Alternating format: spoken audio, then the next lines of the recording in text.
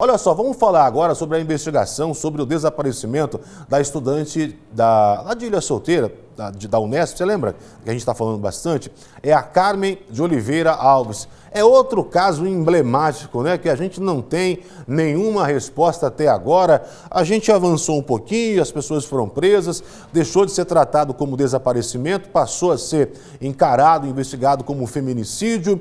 As pessoas foram ouvidas, descobrimos a participação possivelmente do namorado, de um policial da reserva, que me parece também que tinha um relacionamento amoroso com o namorado da Carmen e agora teve um novo depoimento. E o namorado da Carmen, apontado a princípio como o autor desse homicídio, mudou a versão. O Renan Cáceres fala pra gente agora. A polícia obteve novas informações a respeito do feminicídio da estudante Carmen de Oliveira Alves, de 26 anos. Segundo o namorado, ela foi morta durante uma discussão. Eles iniciaram uma discussão, o Yuri disse que não iria assumir o namoro e ele seguiu para dentro do sítio, para o interior do imóvel. Deixou os pertences dele em cima de uma mesa e a Carmen desceu até a casa e foi atrás dele. E começaram a discutir.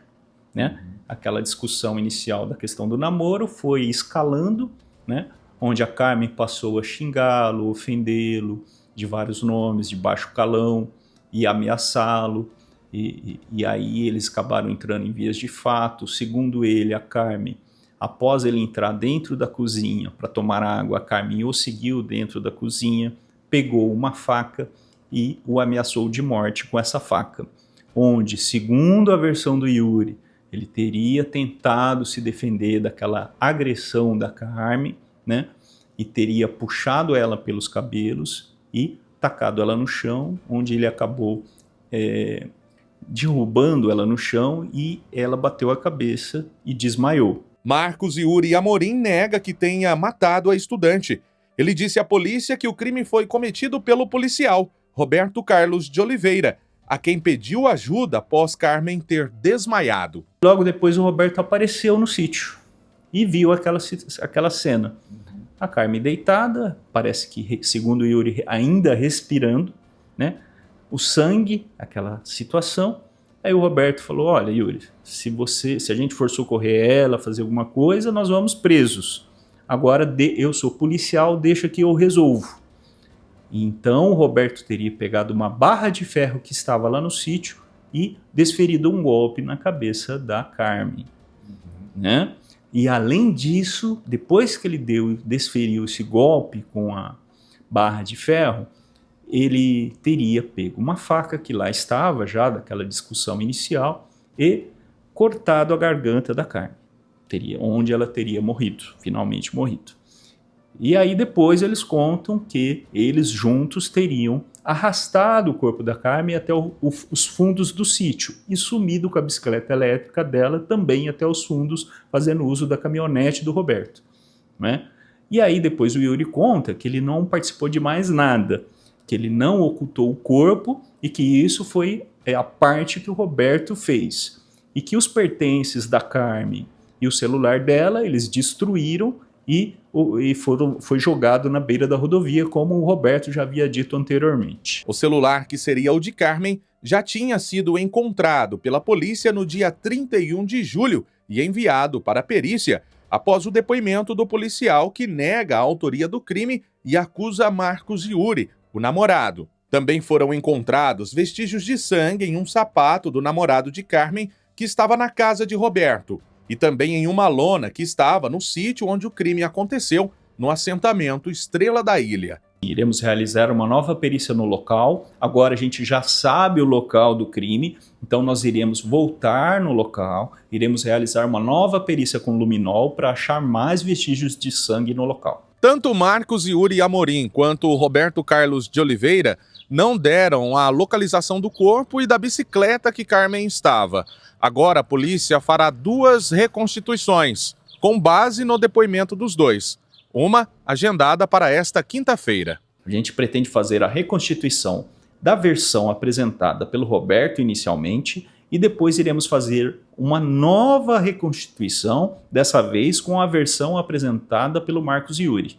a gente acredita que deve pedir nos próximos dias, né, ao final da prisão temporária, nos 30 dias finais, a gente deve pedir a prisão preventiva dos dois, né, porque já temos elementos suficientes para pedir essa prisão.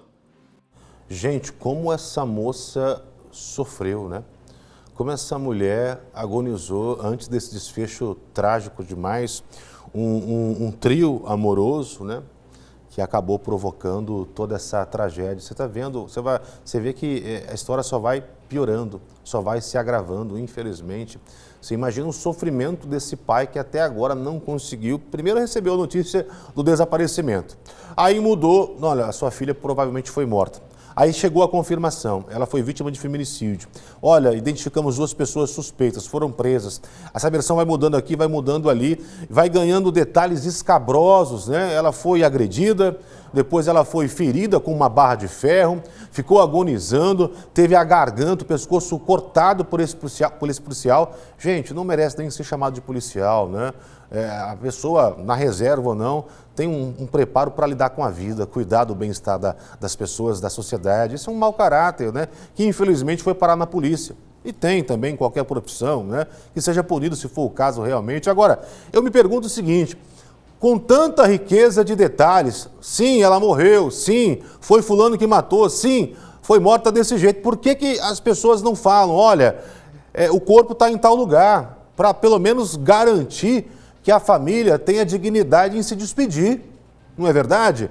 Porque a polícia, o corpo de bombeiros, tanto militar, civil, canil, já fizeram N buscas naquela área que é gigantesca, a gente tem um rio por ali, né, em Ilha Solteira, e nada até agora, nem a motinha dela elétrica foi encontrada. Então, assim, né, essa família precisa ter respeito, né, já que essa moça não vai voltar para casa com vida, para poder pelo menos fazer uma despedida honrosa. Uma moça muito conhecida em Ilha Solteira, feliz demais, que estava ali na faculdade, já quase se graduando, se preparando para a vida. E aí, infelizmente, encontrou, né, um canalha que tinha um amigo ainda mais canalha, né? Independente de gênero, não estamos falando sobre isso, não. Estamos falando sobre canalice, covardia, né?